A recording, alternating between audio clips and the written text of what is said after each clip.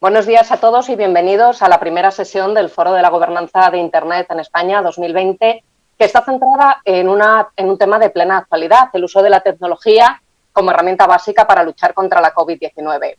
Si hablamos de tecnología para luchar contra la pandemia, quizás una de las primeras cosas que se nos viene a la cabeza son las aplicaciones de rastreo de contactos. Por eso quiero que empecemos hablando de ellas y os quiero proponer una pregunta de arranque. ¿Cuál es la eficacia de estas aplicaciones en la prevención de la difusión del virus y son verdaderamente útiles si no se consiguen tasas de descarga suficientes por parte de la población? Empezamos con María. Hola, buenos días. ¿Se me oye bien? Sí, perfecto. Un placer estar participando en esta mesa. Pues bueno, las aplicaciones de rastreo de contactos o exposición de notificación al virus son una buena solución, pero tampoco es la panacea a todos los problemas, ¿no? Creo que hay que entenderlas como herramientas o medidas complementarias, suplementarias, también del rastreo de contactos manual o tradicional y, por supuesto, de otras medidas también necesarias, dotación de recursos sanitarios, realización de test, etcétera. Hay algún estudio, por ejemplo, un famoso estudio de la Universidad de Oxford, que fue objeto de ciertas malinterpretaciones. Se venía a decir que hablaba de en torno a tasas de descarga del 60-70% de la población para que tuvieran efectividad, pero luego ese estudio fue matizado por el MIT diciendo que ese 60% partía de la base de que no se tomaban otras medidas complementarias. Posteriormente, la Universidad de Oxford también sacó otro estudio diciendo que, suponiendo un nivel de adopción del 15%, se podían reducir las infecciones en un 15% y las muertes en un 11% si estamos hablando de que eso se complementa del rastreo de contactos manual o tradicional. Y lo que creo que sí existe un consenso generalizado es en el valor de este tipo de tecnología para prevenir futuras oleadas del virus, en la medida en que, bueno, también la tecnología, el uso del móvil permite esa adopción a gran escala, esa rapidez, y un rastreo de contactos manual, pues lógicamente es muy intensivo en personas, número de personas que se necesitan para hacer ese seguimiento y es lento. Muy bien, Nuria, ¿cuál es tu opinión? ¿Son realmente eficaces? ¿Hace falta complementarlas con más medidas? Hola, buenos días. Un placer estar aquí. Efectivamente, quizás primero tenemos que entender para qué sirve el rastreo de contactos y qué limitaciones puede tener el rastreo manual donde la tecnología puede ayudar. El rastreo de contactos es una técnica tradicional de la salud pública cuyo objetivo es la identificación temprana, lo más tempranamente posible, del máximo número posible de casos infectados, para que estos casos se aíslen. En realidad, el objetivo es aislar a las personas positivas de coronavirus para evitar aislar a toda la población, que es lo que se hace con confinamientos generalizados, ¿no? Esto forma parte de una estrategia que en inglés se escribe TTI, en castellano sería TTA, que es trazar para saber a quién testear, para saber a quién aislar. Y las apps entrarían dentro de la primera letra, la de trazar. Entonces, el trazado manual, que es la técnica básica, primordial y fundamental en todos los países del mundo, independientemente de si tienen apps o no, tiene 4 limitaciones donde quizás las apps pueden ayudar. La primera es que depende de la memoria de la persona, porque los rastreadores llaman a las personas positivas y les preguntan que recuerden con quién han tenido un contacto cercano.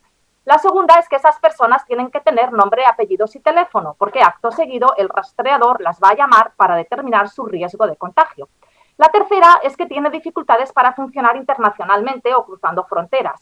Y la cuarta es que es muy intensiva en recursos humanos, porque conforme va habiendo cada vez más casos, se necesitan más rastreadores. Y ahí es donde surge la idea de usar los móviles como complemento para el rastreo. Sin embargo, tenemos que entender que las aplicaciones de rastreo también tienen sus propias limitaciones en función de la tecnología que se use. En España, al igual que en muchos países de Europa, se ha decidido utilizar una arquitectura descentralizada utilizando como sensor el Bluetooth. Algunas de las limitaciones de este acercamiento son, en primer lugar, la limitación de la inclusión o de la adopción, donde hay un mínimo de un 15 o un 20% de adopción necesario para que realmente tengan algún tipo de impacto. Y además, las brechas socioeconómicas y demográficas naturales que existen con respecto a la adopción, porque se necesitan móviles que sean compatibles con un protocolo de Bluetooth del que no son compatibles todos los smartphones. En segundo lugar, otra limitación es la eficacia real de estas apps. el Bluetooth tiene dificultades para poder ser usado como un sensor de proximidad física, porque en realidad no fue diseñado para ser un sensor de proximidad física. Sabemos que no tiene acceso a información de contexto, como por ejemplo si las personas llevaban mascarilla o no, si había una mampara separando a las personas. Puede dar lugar a falsos positivos, es decir, a pensar que había un contacto cercano cuando no lo había o era un contacto sin riesgo, y también a falsos negativos, es decir, a no detectar contactos cercanos porque a lo mejor el móvil estaba metido en un bolso o porque el móvil estaba conectado con unos auriculares de Bluetooth y el Bluetooth se confundía, ¿no? Etcétera. En tercer lugar, existen obviamente cuestionamientos y riesgos de privacidad y de seguridad, fundamentalmente porque estamos hablando de una aplicación que estaría adoptada masivamente por muchas personas, con lo cual si hay alguna vulnerabilidad de seguridad afectaría a un número muy grande de ciudadanos. En cuarto lugar, tenemos que entender siempre que estas apps en ningún caso son una solución, sino que son parte de la solución dentro de un contexto de esta cadena de trazar para saber a quién testear, para saber a quién aislar, donde es absolutamente necesario tener la capacidad para poder hacer test lo más rápidamente posible. Sabemos que cada día que tardas en tener el resultado del test es un día en el que puedes estar infectando a muchas personas, con lo cual igual te da tener el rastreo o no. Y luego la capacidad para aislarse. Según nuestra gran encuesta ciudadana, COVID-19 Impact Survey, contestada por 300.000 personas en España, sabemos que un 55% de los participantes nos dicen que no se podrían aislar si se tuviesen que aislar.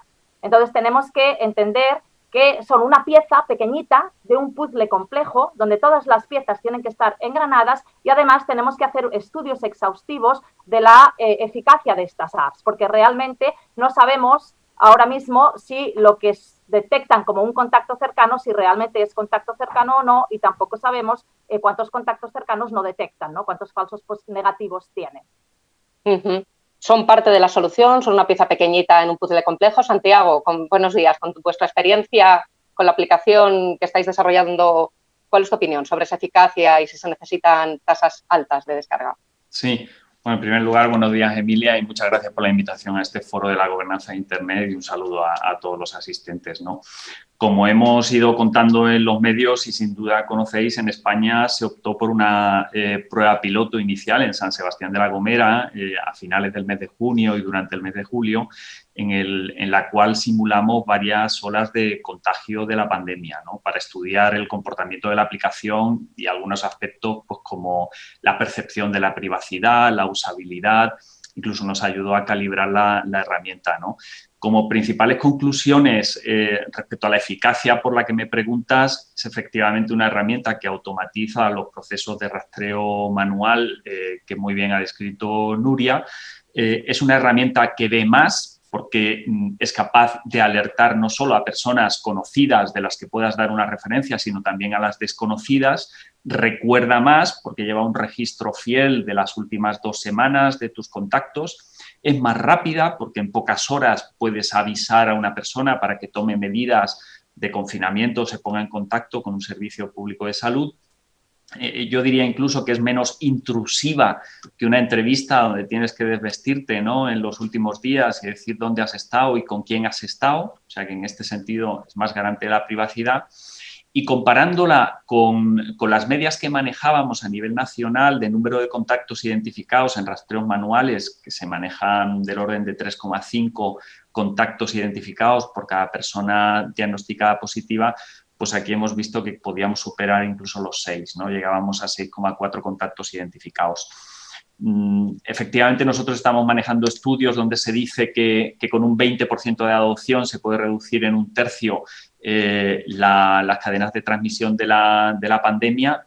A ese objetivo nos queremos fijar, pero en todo caso, bueno, pues yo también insisto en que es una herramienta de gran utilidad, que es complementaria necesariamente. Aquí no hay silver bullet, ¿no?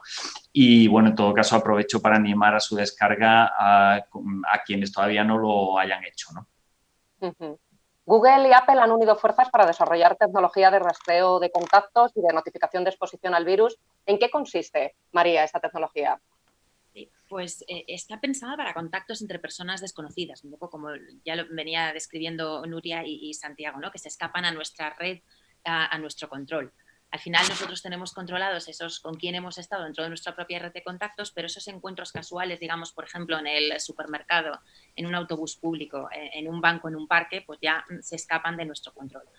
Pongamos dos personas que no se conocen, que coinciden, por ejemplo, 10 minutos sentados en el banco de un parque público. Durante todo ese tiempo, según la tecnología, de la interfaz de programación de aplicaciones que hemos puesto a disposición de los gobiernos para el desarrollo de estas apps, Google y Apple, basada en la tecnología Bluetooth de bajo consumo energético, dos dispositivos móviles estarían constantemente intercambiando unos códigos no personales, identificadores de Bluetooth no personales, de tal manera que cada dispositivo es a su vez emisor y receptor de esos códigos, ¿no?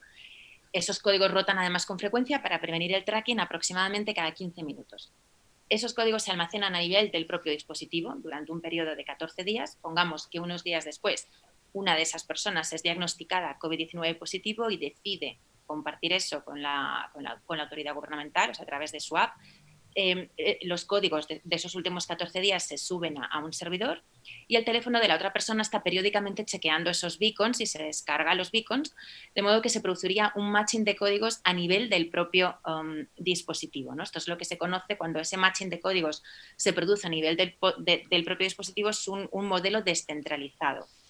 En Google y Apple aquí es importante recalcar que solo ponemos a disposición de las autoridades una interfaz de programación de aplicaciones y aquí los gobiernos tienen un rol muy importante que jugar en la medida en que son ellos quienes fijan esos parámetros de tiempo y distancia en base a los cuales consideramos que se constituye que se ha producido una exposición al virus. Ellos pueden ir modificando esos parámetros en función de la evolución de la pandemia. Fijan, por ejemplo, también son quienes diseñan un sistema de verificación de diagnóstico o, por ejemplo, su política de privacidad en el contexto de su aplicación como responsables del tratamiento de datos. Hemos también publicado una serie de información, especificaciones técnicas, términos y condiciones de uso de nuestra API. Y entre estos términos y condiciones de uso, pues cabe destacar que solamente las autoridades sanitarias o la autoridad que tenga la competencia en esta materia tendrá acceso a nuestra API con la regla general de una única aplicación por país para evitar la fragmentación y garantizar la interoperabilidad. Solo los datos se van a utilizar para esta finalidad concreta en la lucha del COVID-19. No se permite el acceso al dato de localización a través de permisos de la app ni a la lista de contactos del dispositivo. Las aplicaciones tampoco pueden tener publicidad ni se utilizarán los datos para cualquier finalidad comercial o publicitaria. Y luego un punto importante también es la voluntariedad del sistema en el sentido de que pues, las aplicaciones tienen que pedir el consentimiento del usuario y no interferir en la capacidad del usuario de desinstalarse la aplicación o deshabilitar el Bluetooth. De ahí pues, la importancia que antes decía Santiago pues, también de esa labor de promoción, de incentivar la descarga de la aplicación, también bueno, pues, explicando las protecciones de privacidad tanto de la API como de las aplicaciones. Santiago, has participado en el diseño de la aplicación Radar COVID. Háblanos de este proyecto y de la contribución que están haciendo las comunidades autónomas. Okay.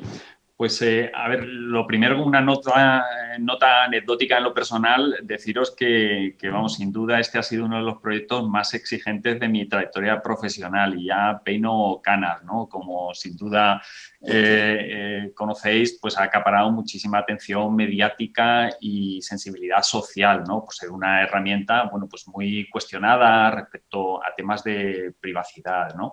El trabajo ha sido bajo presión en estos meses y todavía nos quedan algunos desarrollos por la situación de la crisis sanitaria, ¿no? Y bueno, pues en definitiva a uno lo que le queda es la satisfacción por la contribución, ¿no? Desde el ámbito de la transformación digital a aportar este granito de arena en la pandemia, ¿no? Yendo al proyecto en sí, pues nosotros optamos, la primera decisión que tuvimos que adoptar en la concepción del sistema en un país tan descentralizado como España es si íbamos a integrar soluciones desarrolladas en comunidades autónomas en una suerte de interoperabilidad nacional o íbamos a desarrollar una solución propia, ¿no? Tal como hemos debatido en grupos de trabajo con la Unión Europea, el enfoque en otros países de nuestro entorno era abordar una solución nacional que luego podría ser interoperable a nivel de Unión Europea, y así lo hicimos y compartimos esta estrategia con las comunidades autónomas, ¿no? Luego, también nos volcamos en el mes de julio, como he mencionado anteriormente, en la constitución de un piloto, bueno, pues que se pudo percibir a lo mejor como un retraso cuando podríamos haber ido directamente a la solución definitiva, pero yo creo que el piloto nos permitió testar la herramienta y sinceramente creo que hemos llegado en mejores condiciones cuando la hemos abierto en público ya durante el mes de agosto, ¿no? Nos permitió medir la percepción de la privacidad, gestionar también los mensajes a los ciudadanos para que fuera más usable, más entendible, y también calibrar técnicamente la herramienta, ¿no? Respecto a claves de diseño, se ha mencionado anteriormente pues, el uso de teléfonos móviles y Bluetooth de baja energía. La tecnología estaba ahí. Es cierto que específicamente el Bluetooth no estaba diseñado como un sistema de medición de distancias, pero bueno, a la postre y con las calibraciones oportunas se ha visto que puede hacer perfectamente el trabajo, ¿no? Optamos también por una estrategia de máxima garantía de la privacidad, y aquí agradecemos el trabajo del equipo de P3T con Carmela Troncoso al frente. Hemos utilizado ese protocolo, hemos hecho incluso una adaptación literal de la parte servidora publicada en código abierto por este equipo. Y nos ha permitido también, con la ayuda de Apple y Google, que cogieron este protocolo y lo implementaron en su sistema de notificación de exposiciones. Yo quiero también agradecer, tenemos a María, representante de Google, ese esfuerzo que han hecho estas dos empresas por facilitar el trabajo de tantos países que hemos utilizado esta solución y que nos ha simplificado mucho la creación de aplicaciones en torno a tecnologías como Bluetooth, ¿no? Ahorrándonos mucho trabajo de pruebas de campo, ¿no? Ha sido un trabajo bajo presión. En este sentido, nos hemos apoyado también en proveedores de nube, donde el equipo de desarrollo no solo se ha encargado del desarrollo de las apps, sino de gestionar todas las componentes de servidores. En nuestros CPDs y con nuestros equipos tradicionales no hubiéramos llegado en tiempo si no hubiéramos optado por soluciones en la nube, que garantizan obviamente la seguridad del sistema. Hemos tenido que poner también mucho foco, particularmente en septiembre, a los temas de accesibilidad para dotar a esta herramienta de una accesibilidad AA y una alta sensibilidad en colectivos con diversidad funcional a que no tengan barreras para utilizar este tipo de soluciones, y hemos sido muy sensibles a esto. Y estamos trabajando con grupos de trabajo en la Unión Europea, particularmente la red eHealth, en los temas de interoperabilidad entre países. En pocas semanas, posiblemente a finales de este mes, podamos tener la solución Radar COVID ya interoperada con algunos países como Alemania e Italia, que se van incluyendo en esta suerte de nodo de interoperabilidad que se constituye a nivel europeo. Me preguntabas también por las comunidades autónomas. He mencionado anteriormente que el enfoque era el sistema nacional, pero obviamente esto requiere de la participación de las comunidades autónomas. Es cierto que hay una única aplicación que se descarga en todo el territorio y que tiene estas funciones del recuerdo de los contactos, ¿no? Del registro de los mismos y de la recepción de alertas a los usuarios. Pero las comunidades autónomas, no solo en el proceso de las pruebas diagnósticas, sino también en la entrega de los códigos para los casos confirmados que los usuarios de una manera voluntaria introducen en la aplicación, pues juegan un papel fundamental, ¿no? Pedro Sánchez a finales de julio, el 31 de julio, en una conferencia de presidentes autonómicos, brindó la herramienta, y yo tengo que agradecer que todas las comunidades autónomas en las primeras fechas de agosto solicitaron la adhesión formal a esta herramienta. Hemos trabajado con ellos también en un calendario bajo mucha presión, en el mes de agosto, en plenas vacaciones típicas en España, y en septiembre. Y a finales de septiembre todos los territorios, incluyendo también las ciudades autónomas de Ceuta y Melilla, estaban integradas en el sistema. Si bien es cierto que Cataluña se la espera de forma efectiva a lo largo del mes de noviembre, ¿no? Entonces estamos ahora obviamente concentrados en este despliegue nacional Hemos repartido la semana pasada materiales en lenguas cooficiales a las comunidades autónomas y hemos promovido con ellas actividades de difusión. Creemos que todavía hay recorrido para una mayor adopción. Tenemos 5 millones de descargas, que son más de un 10% de la población española, pero aún nos fijamos como mínimo ese objetivo del 20% del que antes hablaba. Y yo creo que las comunidades autónomas en su territorio pueden hacer un gran trabajo en la difusión de esta herramienta. Por lo demás, yo creo que con el recorrido que tenemos desde mediados de septiembre, donde los primeros territorios han empezado a entregar códigos, hemos ido viendo cómo se han ido superando los recelos por parte de los usuarios, que el tratamiento de la privacidad es correcta y así nos lo ha ratificado alguna organización de consumidores. En definitiva, que es una herramienta útil, si bien es cierto que precisa este efecto red, ¿no?, y de solidaridad, ¿no?, que precisa la colaboración de los ciudadanos, aun cuando es absolutamente voluntaria y, por supuesto, anónima y sin ánimo de geolocalizar a nadie o entrometernos en su privacidad. Quiero que sepáis que se están generando un montón de preguntas que a ver si al final tenemos un tiempito para poderos ir haciendo, porque algunas son muy interesantes. Pero antes quería saber, porque la mesa no solo versa sobre las aplicaciones de rastreo, sino de todo lo que se está haciendo con la tecnología para intentar luchar contra la pandemia. Nuria, vosotros también estáis trabajando muy activamente utilizando la ciencia de datos, ¿no?, de muchas maneras posibles para intentar vencer al virus o al menos intentar detenerlo. Cuéntanos vuestro trabajo, que es muy interesante. Sí, muchas gracias. Sí, la verdad es que llevamos desde marzo trabajando muy intensamente. Hemos creado un grupo de expertos y expertas del sistema investigador de la Comunidad Valenciana, llamado el Grupo de Ciencias de Datos en la lucha contra COVID-19, y está enmarcado dentro del comisionado para Presidencia de la Generalitat que ostento, que es una posición honorífica, altruista y voluntaria como el resto de miembros del grupo. Desde marzo estamos trabajando en 4 áreas donde pensamos que el análisis de datos puede ayudar a una mejor toma de decisiones públicas en el contexto de la pandemia y también a evaluar si esas políticas públicas están funcionando o no.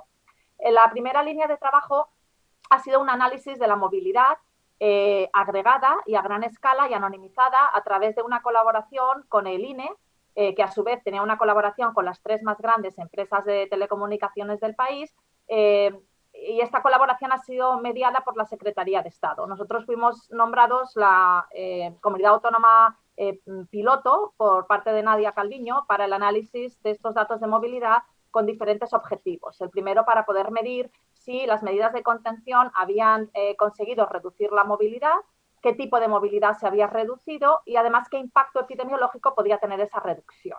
Constatamos una gran reducción de la movilidad en la Comunidad Valenciana, un gran éxito de la campaña de quedarse en casa, y en la segunda línea de trabajo hemos desarrollado modelos epidemiológicos computacionales, tanto modelos que se conocen como metapoblacionales, tipo SEIR, como modelos individuales de agentes. Estos modelos nos permiten no solamente predecir cómo va a evolucionar la curva pandémica, sino también hacer diferentes escenarios. Por ejemplo, ¿qué pasaría si redujésemos la movilidad?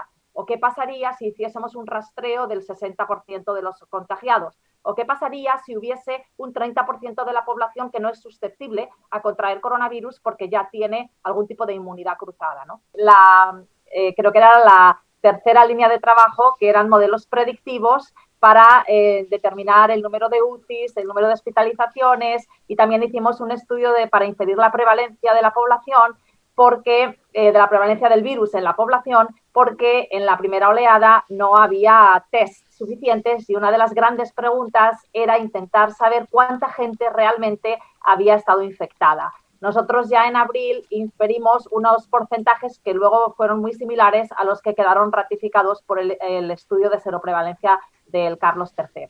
Y la cuarta línea es una gran encuesta ciudadana, que podéis ver el link arriba en mi fondo, que se llama COVID-19 Impact Survey. Se ha convertido en una de las más grandes encuestas ciudadanas a nivel internacional. Tiene más de 350.000 respuestas y es una encuesta anónima con tan solo 25 preguntas que intenta entender la situación y la percepción de la ciudadanía durante esta situación pandémica. Se ha convertido en una herramienta fundamental para ayudarnos a suplir brechas de datos porque no existían ni existen, ¿no?, fuentes de datos que, por ejemplo, nos ayuden a entender las medidas de protección individual que adoptan las personas, la percepción que tiene la ciudadanía sobre qué actividades son seguras o no, la prevalencia de síntomas, el impacto psicológico de la pandemia, el impacto laboral y económico, la disponibilidad de tests o no, etcétera. Animo a todos los que estáis escuchando esta sesión a que contestéis la encuesta si no la habéis contestado. Idealmente se contesta todas las semanas porque tanto nuestra situación personal como la situación pandémica cambia cada semana. Uno de los resultados de la encuesta, por ejemplo, que nos ha resultado muy interesante y al mismo tiempo muy relevante dentro de lo que he comentado de la estrategia TTA, trazar para saber a quién testear, para saber a quién aislar, pues es que un 55% de los encuestados, semana tras semana tras semana, ya llevamos 29 semanas haciendo la encuesta, reporta que no se podría aislar si se tuviese que aislar. Fundamentalmente por compartición de hogar. El segundo motivo es cuidado de otras personas, especialmente hijos. Y luego tenemos dos bloques de motivos que han aumentado a lo largo de las semanas. El primero es motivos psicológicos, incluyendo el miedo a la estigmatización, que se ha más que duplicado desde el principio de la pandemia y que es un motivo muy importante en el sector joven de 18 a 29 años. Y el segundo bloque de motivos es motivos económico-laborales, donde la imposibilidad de no trabajar durante 2 semanas o 10 días porque si no, no cobras, las posibilidades para tomarse baja laboral o el miedo a perder el trabajo son los motivos más importantes. Esta encuesta también pues, nos permite identificar diferencias significativas de género y, como he comentado, también diferencias significativas por patrones de edad. Por ejemplo, cuando miramos el impacto psicológico, el impacto emocional de la pandemia, en dimensiones como un aumento perjudicial para la salud de estrés o de ansiedad o de tristeza o de soledad, resulta que el grupo demográfico que reporta con mucha más frecuencia haber tenido un impacto emocional es la gente de 18 a 29 años. Y por sexo, sin lugar a dudas, somos las mujeres las que reportamos un mayor impacto. También tenemos información sobre el rastreo de contactos. Según la encuesta, un 60 y pico % de los que reportan haber tenido un contacto cercano con alguien positivo de coronavirus reporta que algún rastreador les ha llamado. Si miramos qué naturaleza del contacto han tenido, vemos que la mayoría a los que les llaman son personas que han tenido contacto cercano con un familiar. Es el porcentaje más elevado. Y tenemos porcentajes muy bajos que pensamos que tendrían que ser más elevados cuando las personas declaran que han tenido un contacto cercano con un compañero o compañera de trabajo, por ejemplo. Y bueno, esto es un poco el trabajo que estamos haciendo y aprovecho para animar a quien lo esté viendo a ayudarnos con este proyecto de ciencia ciudadana y a contestar la encuesta. Muchas gracias. Impresionante, ¿no? Todo lo que se puede, pues eso, a través de una encuesta como esta, la facilidad que supone la tecnología, pues saber tanto, ¿no? Y llegar a este nivel de conocimiento. La tecnología también tiene otra faceta, o está teniendo otra faceta, gracias Nuria, que creo que nos tienes que abandonar, ¿verdad? Sí, porque se nos ha hecho ya muy tarde, lo siento muchísimo, ha sido un placer y cualquier pregunta podéis enviármela por email o por Twitter y contestaré. Gracias. Muchísimas gracias por tu presencia. Chao.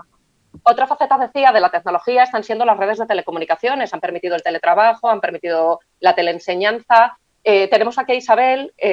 ¿Cuál ha sido la experiencia de Orange en esta pandemia? ¿Cómo han funcionado esas redes y qué han demostrado? Muy bien, muchas gracias. Buenos días, Emilia. En primer lugar, que yo hasta ahora no había intervenido, agradecer a la organización su invitación y un saludo muy especial a todos los asistentes. Efectivamente, sí, las redes de telecomunicaciones han jugado un papel muy relevante durante la pandemia. Es increíble cómo desde el momento en el que se decretó el estado de alarma, todos los operadores de telecomunicaciones nos pusimos en marcha para lograr un objetivo común, que era poder conectar a todas las personas y que tuvieran unos servicios acorde a las necesidades del momento, que era pues el teletrabajo, como veremos luego más tarde, pues todo lo que era la asistencia médica a través de videoconferencia. Las redes de telecomunicaciones han estado sometidas a un estrés enorme, pero podríamos decir que lo han superado con matrícula de honor. Para que nos hagamos una idea, durante el confinamiento, el incremento del tráfico de datos, tanto de las redes fijas como de las redes móviles, se incrementó un 30% sobre los volúmenes habituales. El tráfico de lo que es la voz fija se incrementó hasta un 120% de lo que venían acostumbradas y el tráfico de la voz móvil en torno al 60%. Y todo ello, la verdad es que estamos muy orgullosos porque ha sido con una calidad excelente y, al menos en el caso de Orange, sin haber detectado ningún tipo de incidencia. Ya no hablando solo de las redes de telecomunicaciones, sino del sector en general de las telecomunicaciones, sí que me gustaría destacar la colaboración público-privada que desde el primer momento se puso en marcha para lograr un objetivo común, que, como he dicho antes, era la conectividad de los ciudadanos y la prestación de los servicios. Y en este sentido, pues recuerdo que el 20 de marzo los principales agentes del sector llegamos a un acuerdo con el Gobierno para ver cómo podíamos mejorar las redes y cómo podíamos garantizar este objetivo común que teníamos todos en este momento. Y de aquel acuerdo salieron muchos puntos muy importantes, pero entre ellos, por ejemplo, sí que se salió, ¿no?, que las llamadas de emergencia al 061 fueran gratuitas en aquellos momentos en los que había que llamar cuando había algún contagiado o algún ciudadano tenía algún problema.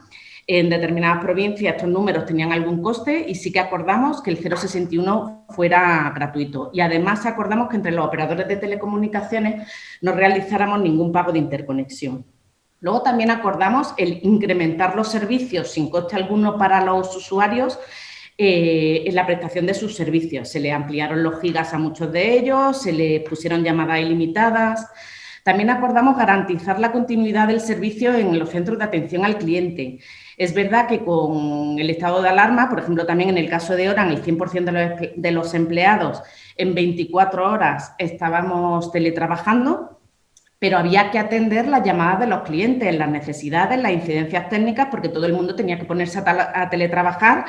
Los más pequeños de casa tenían que conectarse al colegio y entonces había que garantizar una continuidad del servicio. Y otro de los puntos más relevantes que también acordamos era enriquecer los contenidos audiovisuales, tanto para teleformación como para mejorar la prestación de los servicios. Esa ha sido un poco la experiencia que durante el estado de alarma, los primeros meses del confinamiento, han tenido las redes de telecomunicaciones y el sector de las telecomunicaciones.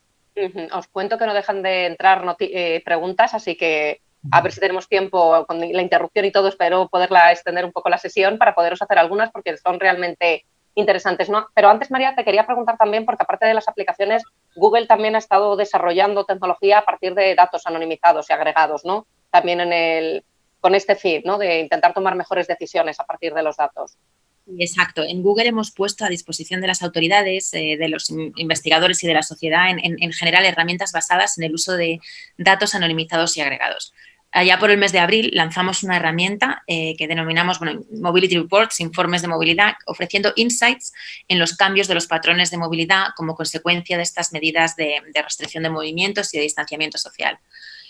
Son insights en base a datos anonimizados y agregados del historial de localización por país, por comunidad autónoma o unidad administrativa equivalente en los distintos países.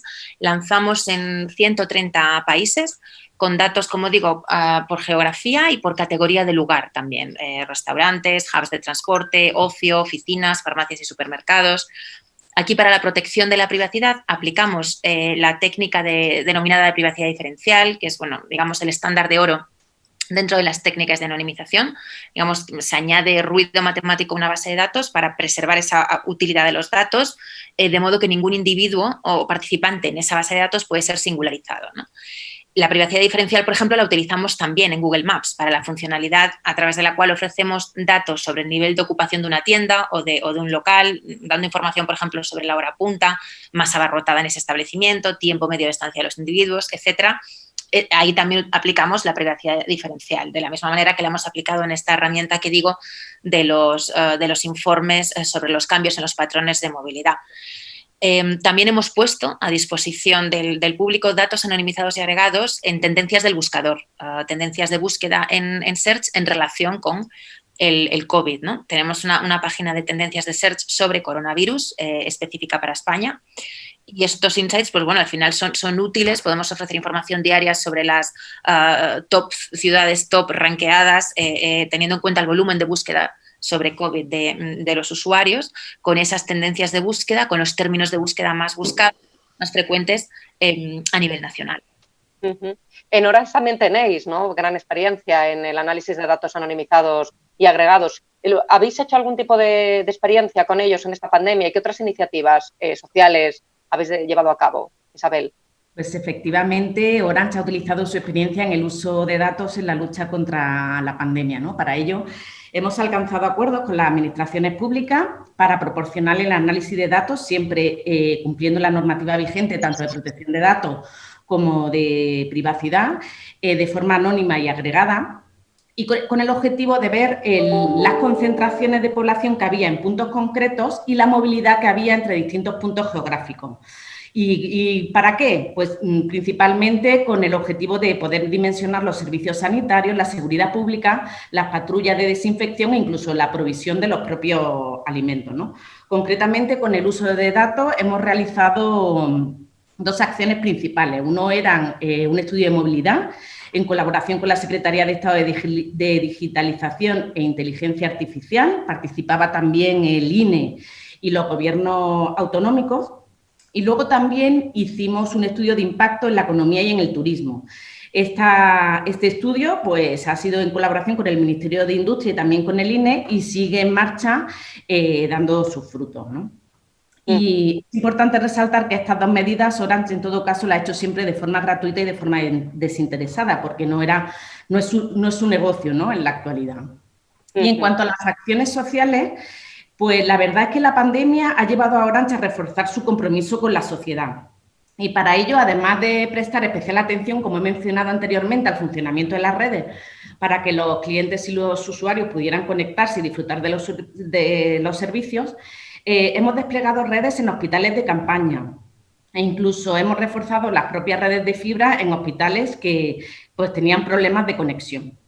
Pero también, de los que nos sentimos muy orgullosos, hemos lanzado dos campañas sociales muy importantes y que han tenido bastante repercusión mediática, ¿no?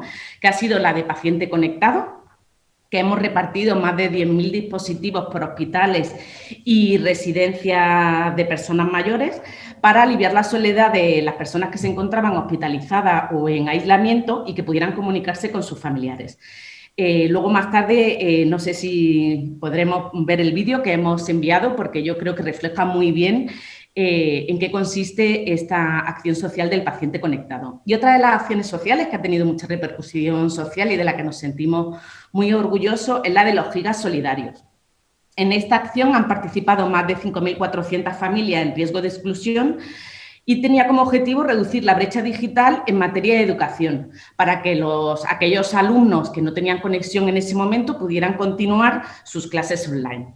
Entonces, no sé si podremos ver el vídeo que habíamos preparado para que se viera un poco la acción de Paciente Conectado.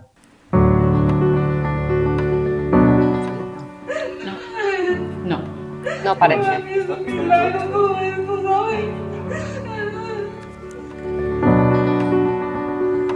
¡Mi nieta! ¡Mi yerno!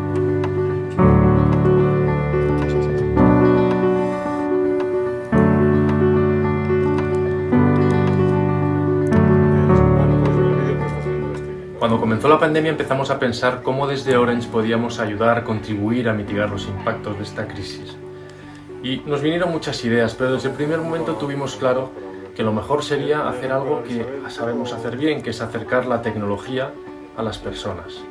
Llevamos mucho tiempo trabajando desde la Fundación Orange con los hospitales. Está habiendo muchas personas aisladas, solas, sin poder comunicarse con las personas del exterior, con sus seres queridos. Y precisamente de ese pensamiento nació el proyecto Paciente Conectado, que además encarna un poco los valores de Orange y de su marca, que es te acercamos a lo que te importa. Hemos llegado ya a todas las comunidades autónomas, hemos repartido cerca de 10.000 dispositivos conectados en más de 700 hospitales primero y también residencias de mayores. Nos llena de satisfacción este proyecto. Solo conocer las historias particulares, los casos que nos llegan desde estos hospitales es magnífico.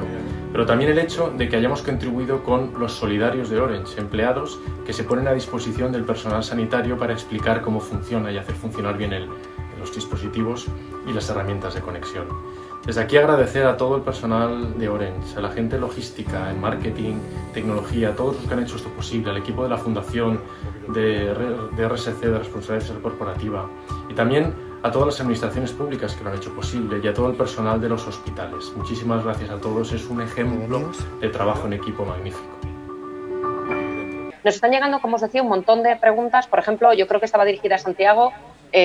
Comenta María Monteavaro que si las descargas representan el 10% de la población, ¿qué porcentaje de la población está, si tenéis calculado qué porcentaje estaría haciendo un uso real? Y que si se ha barajado alguna alternativa de trazabilidad para las personas que no disponen de smartphone, pues a lo mejor tercera edad o personas sin recursos. Santiago. Sí, efectivamente nosotros nos estamos fijando inicialmente en la adopción por número de descargas y como digo, en los estudios se maneja este 20% al que queremos llegar. Para eso queremos hacer muchas actividades de difusión. Mencionaba el kit de recursos de cartelería, banners, logos que hemos puesto a disposición de comunidades autónomas. Y bueno, pues en todo caso queremos publicar en la web radarcovid.gov.es en cuestión de breves fechas estadísticas que puedan compartirse pues cuando tengamos a todos los territorios, que es nuestra prioridad actual, implantados. No obstante, efectivamente hay un 8% de los teléfonos móviles, mencionando, digamos, pues personas que no pueden acceder a esta tecnología, que no podrían instalarse radar COVID, pero no hay que olvidar primero que es una herramienta de uso voluntario y que no es la única solución a la pandemia. Yo creo que hay que respetar pues, todas las medidas recomendadas por las autoridades sanitarias en materia de distancia, de uso de mascarilla, de higiene de manos y no tener la herramienta, si sigues estas medidas, pues te va a procurar en todo caso un cierto nivel de protección contra la enfermedad. Si el resto, quienes pueden utilizarla, la utilizan, pues tendrá un efecto beneficioso no solo sobre ellos como propios usuarios, sino en general sobre toda la sociedad al reducir, atajar, digamos, las cadenas de transmisión de la pandemia. Nos preguntan también que habláis la eficacia en espacios, entornos abarrotados de las aplicaciones de rastreo. No sé si, María, nos puedes decir algo al respecto, en espacios abarrotados o como un transporte público. Bueno, ahí, a ver, al final depende un poco de la eficacia de la fortaleza de la señal de Bluetooth también, ¿no? En principio, a menor distancia, más fortaleza de señal de Bluetooth y luego también, pues, creo que eso lo habéis comentado también, Nuria, en su intervención, pues de si al final tenemos el móvil pues en el bolsillo, de pie, es decir, eso es variable. No te puedo decir un dato exacto o proporcionarte información fiable porque la desconozco. Quizás Santiago aquí tiene más información.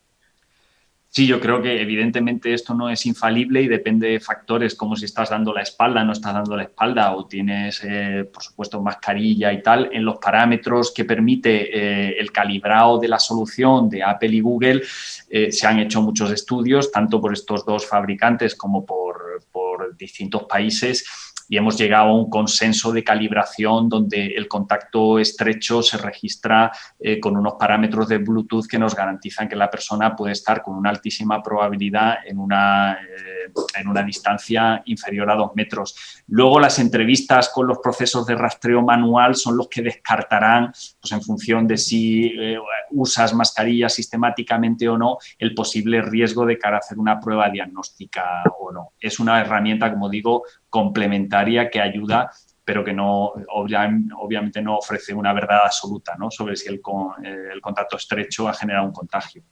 Nos preguntan también por cuáles son las diferencias funcionales entre las apps de Google y Apple y la Radar COVID. ¿Quién de los dos responde? Quería decir una puntualización importante.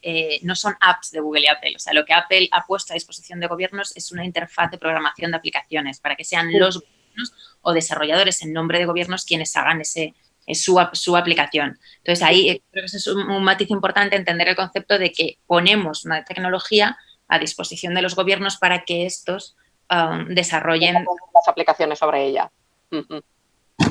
Pero bueno, de la tecnología para desarrollar aplicaciones de rastreo, preguntan un poco cuáles serían las diferencias. Pues es bueno, que se usan, ¿no? Claro.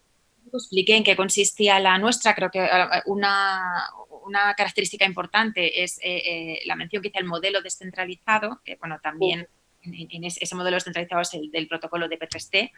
Y bueno, porque creemos que es más garantista con la protección de la privacidad, respeta mejor, digamos, ese principio de minimización de los datos y a la vez permite la obtención creemos, o sea, está en ese justo equilibrio de permitir también obtener información valiosa desde un punto de vista epidemiológico. Por ejemplo, una garantía de privacidad era no permitimos el acceso a la localización a través de permisos de la app, pero, por ejemplo, un desarrollador en nombre del gobierno sí que puede desarrollar esa aplicación para, con el consentimiento del usuario, preguntarle pues, su email, su código postal y así poder, por ejemplo, obtener cierta información luego de interés.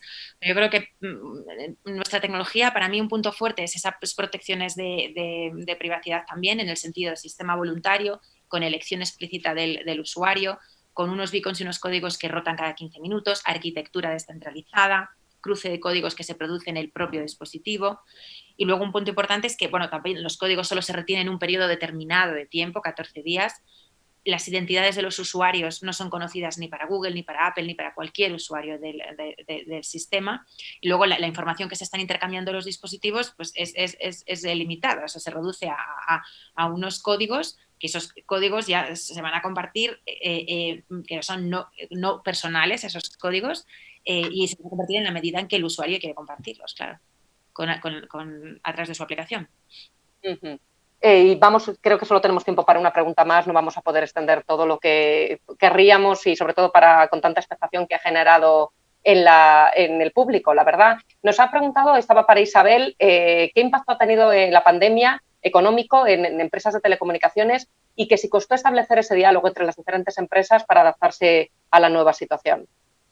Pues la verdad es que con respecto a la primera, el impacto económico, pues es cierto que, bueno, hubo mucho uso, se ha compensado un poco el incremento de los usos de los servicios de telecomunicaciones con la reducción de los precios que venía con la tendencia de años atrás. Entonces, pues obviamente sí que ha afectado económicamente y ha tenido un impacto en todo el sector de las telecomunicaciones, todo lo que ha sido el estado de alarma, el confinamiento y la prestación de los servicios, pero como la prioridad de los operadores y del sector era garantizar los servicios, pues es verdad que el impacto económico lo hemos asumido con gusto, vamos, entre comillas, ¿no? Y en cuanto al acuerdo para la colaboración pública-privada, la verdad es que no costó en absoluto. O sea, el Gobierno solicitó a los principales agentes una reunión para ver en qué podíamos mejorar y facilitar el uso y la verdad es que no costó ningún esfuerzo. O sea, en cuestión de horas habíamos alcanzado el acuerdo que hemos mencionado anteriormente. Uh-huh. Bueno, pues muchísimas gracias a los tres, a Nuria también, aunque nos ha abandonado antes. Podríamos estar aquí muchísimo tiempo. Espero que la organización nos haga llegar las preguntas porque de verdad que ha generado muchísimo interés en todo el mundo. Muchísimas gracias por vuestro tiempo, por vuestras explicaciones y ha sido un placer. Sí, Emilia, muchas gracias.